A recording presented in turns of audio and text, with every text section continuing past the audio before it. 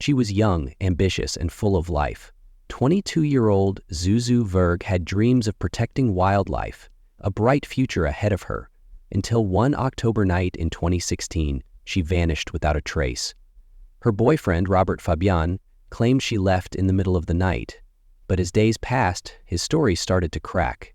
Her phone, her car, her belongings, untouched. No calls, no goodbyes, nothing.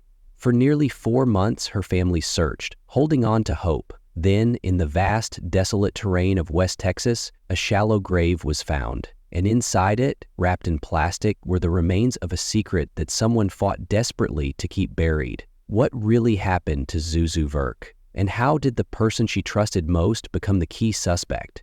This is the story of betrayal, deception, and the chilling truth that took 4 months to uncover before her name became a headline. Before the search parties, the unanswered questions, and the courtroom drama, Zuzu Verk was simply a young woman chasing her dreams. She was born Julia Cecilia Zuzu Verk in Keller, Texas, to Glenn and Lori Verk, a close, kick-knit family who adored their daughter.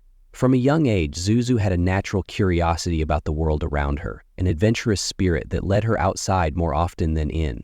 She was drawn to nature, not just as a place to explore, but as something worth protecting. It was more than a passion, it was a calling. At Timber Creek High School, she was known for her kindness and her ability to make friends easily. She had an infectious smile, the kind that could brighten even the dullest day. But she wasn't just sunshine. She was determined, smart, and full of ambition. When it came time for college, Zuzu initially enrolled at the University of North Texas, where she began her studies in conservation biology. But she didn't just want to learn about the environment. She wanted to be in it. In 2015, she made the decision to transfer to Sul Ross State University in Alpine, Texas, a move that placed her in the heart of the breathtaking landscapes she loved so much. Alpine was a world away from the busy streets of Keller. It was a quiet, picturesque town, surrounded by mountains, open skies, and endless desert. Some might have seen it as too remote, too slow, but for Zuzu, it was exactly where she needed to be. At Sul Ross, she wasn't just a student. She was actively working towards something bigger. She took on conservation projects, worked closely with the Borderlands Research Institute, and spent time with the Texas Parks and Wildlife Department. Her dream? To protect the land, to fight for endangered species, and to leave behind a world better than she found it. She had plans, big ones. Outside of her studies, Zuzu's personality shone just as brightly. She had a way of making people feel seen, valued. She loved music, adventure, and a good road trip. She wasn't the type to sit still for long. Friends described her as someone who could walk into a room full of strangers and leave with a dozen new friends. She had a love for life that was infectious. But like so many young women stepping into adulthood, Zuzu also found herself caught in the whirlwind of love, uncertainty, and relationships that weren't always what they seemed. And that's where Robert Fabian came in. He was charming, at least on the surface.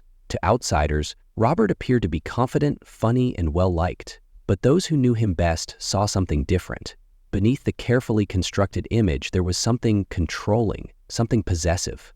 When Zuzu met Robert in early 2016, their relationship seemed like any other college romance. They went on dates, spent time with friends, and posted pictures together on social media. But things changed quickly. Her friends noticed the way Robert spoke to her, the way he dismissed her opinions, the way he always had to be in control. Zuzu's mother, Lori Verk, later described Robert as arrogant, vain, and very selfish. She saw the warning signs, even if Zuzu didn't. There was something about Robert's behavior that unsettled her. But when you're young and in love, you ignore the red flags until it's too late. He had a way of pulling her back in. Zuzu had tried to leave him before, several times in fact. She confided in her friends that she wasn't happy, that the relationship was draining her, that Robert wasn't who she thought he was. But every time she tried to walk away, Robert found a way to manipulate her into staying. It wasn't the explosive fights or violent outbursts that some people imagine when they hear about toxic relationships. It was quieter than that, subtle. Robert would guilt her, making her feel like she was abandoning him. He'd convince her that no one would ever love her the way he did. And Zuzu, with her kind and forgiving heart, kept giving him second chances. It was a cool Tuesday night in Alpine, Texas, on October 11, 2016, the kind of night where everything seemed ordinary, routine. Students at Sul State University were wrapping up their studies, heading home, or spending time with friends. Among them was 22-year-old Zuzu Verk, a conservation biology student with a bright future ahead of her. She was young, full of life, and deeply loved by her family and friends. That evening, Zuzu went to the movies with her boyfriend, Robert Fabian. To everyone around them, they seemed like a normal couple. Maybe a little troubled, maybe going through the ups and downs that every relationship experiences. But no one could have predicted that this night would be the last time anyone would ever see Zuzu alive. After the movie, she and Robert returned to his apartment. It was supposed to be another ordinary night, just the two of them. But something happened behind those closed doors, something no one would fully understand until months later. The next morning, October 12th, Zuzu was nowhere to be found. She didn't show up for class, which was unusual but not immediately alarming. But then she missed a midterm exam. That was unlike her. Zuzu was responsible, ambitious. She wouldn't just skip an exam. Then, she missed work. Her friends called, no answer. Her phone, which was always active, had suddenly gone silent. Concern quickly turned into panic. Her family, living hundreds of miles away in Fort Worth, felt the unease settle in almost immediately. Something was wrong. Calls went out, messages flooded her phone, but Zuzu never responded. Her friends didn't waste any time. They reported her missing that very day. Authorities in Alpine took note, but at first there wasn't much to go on. A missing college student? It wasn't unheard of for young adults to disconnect for a while, to take time away. But Zuzu? That didn't fit her personality. When Zuzu Verk was reported missing on October 14, 2016, the Alpine Police Department swiftly initiated an investigation. Recognizing the gravity of the situation, they sought assistance from the Texas Rangers and the Department of Public Safety, bringing specialized resources to the search efforts. The community's response was immediate and heartfelt. Residents organized search parties, distributed flyers, and utilized social media platforms to spread awareness about Zuzu's disappearance. The Verk family, desperate for information, increased the reward for any leads to $100,000, hoping to encourage anyone with knowledge to come forward. Investigators turned their attention to Robert Fabian, Zuzu's boyfriend, who was reportedly the last person to see her alive. Fabian claimed that Zuzu had left his apartment in the early hours of October 12 to tend to her dog. However, discrepancies soon emerged. Neighbors reported hearing an argument between the couple that night and observed Fabian leaving alone, with Zuzu's car remaining in the parking lot. Further scrutiny revealed that on October 12th, Fabian and his friend, Chris Estrada, purchased 3 plastic painter's drop cloths from a local Dollar General store. They then borrowed a truck from Fabian's sister's husband. Cell phone records indicated that Estrada visited several commercial dumpsters after dropping Fabian off at his apartment around midnight. Later, Estrada appeared visibly distressed when visiting a friend's house, stating, "I don't want to get you involved. Don't ask questions. I didn't do anything. I'm okay." A search of Fabian's apartment on October 14 revealed that his bed was missing sheets and pillowcases. Only one of the 3 painter's drop cloths was found. The other 2 were missing. These findings, coupled with Fabian's inconsistent statements, led authorities to name him a suspect in Zuzu's disappearance. Months passed. The streets of Alpine, once filled with flyers bearing Zuzu Verk's face, had started to fade under the Texas sun. Search efforts had turned up nothing. Her family was left with unanswered calls, sleepless nights, and a question that haunted them: where was Zuzu? But then, on February 3, 2017, deep in the dry, rugged terrain of Sunny Glen Canyon, an area rarely disturbed by human presence, a U.S. Border Patrol agent made a chilling discovery. There, partially hidden beneath dirt and debris, were human remains, wrapped in plastic sheets. Authorities arrived swiftly, the weight of the moment pressing down on them. The forensic team moved in, carefully unearthing what lay beneath. It didn't take long before reality set in. The search for Zuzu Verk had come to a devastating end. Dental records confirmed what her family feared the most. It was Zuzu, but this discovery wasn't just an answer. It was a turning point, because now investigators had something they didn't have before: evidence that would crack the case wide open. The plastic sheets covering Zuzu's remains weren't random. Investigators traced them back to a purchase made just after her disappearance. A receipt led them to a Home Depot and to the man who had been under scrutiny from the very beginning, Robert Fabian. Fabian had always claimed that Zuzu left his apartment in the middle of the night, but now? That story didn't just have holes, it completely fell apart. Further analysis revealed that the sheets matched the exact ones bought by Fabian and his best friend Chris Estrada just days after Zuzu vanished. Surveillance footage showed them together, buying those same materials that would later be found covering Zuzu's lifeless body. The timeline was undeniable. Fabian and Estrada had not just been careless, they had left behind a trail of evidence, a digital footprint of their involvement in what could no longer be considered a tragic accident, but something far more deliberate. As investigators pieced together the puzzle, another detail emerged.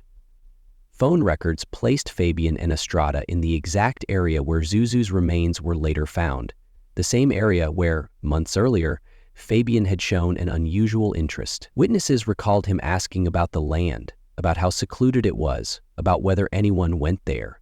Investigators had already been circling Fabian for months. His behavior was erratic, his alibi weak. His apartment had been suspiciously cleaned and his bed stripped bare of its sheets the morning after Zuzu disappeared. But now, with the discovery of her remains, the evidence was undeniable. The next day, February 4, 2017, Robert Fabian was arrested.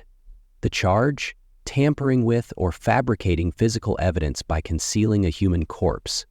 The man who once claimed to love Zuzu Verk was now accused of discarding her like garbage. With Fabian in custody, the real unraveling began.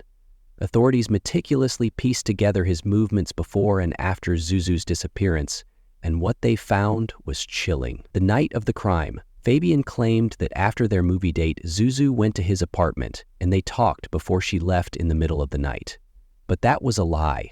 Witnesses had heard raised voices, arguing, and a struggle inside his apartment in the early morning hours of October 12. The plastic sheets, surveillance footage showed Fabian and Chris Estrada purchasing drop cloths later found wrapped around Zuzu's remains.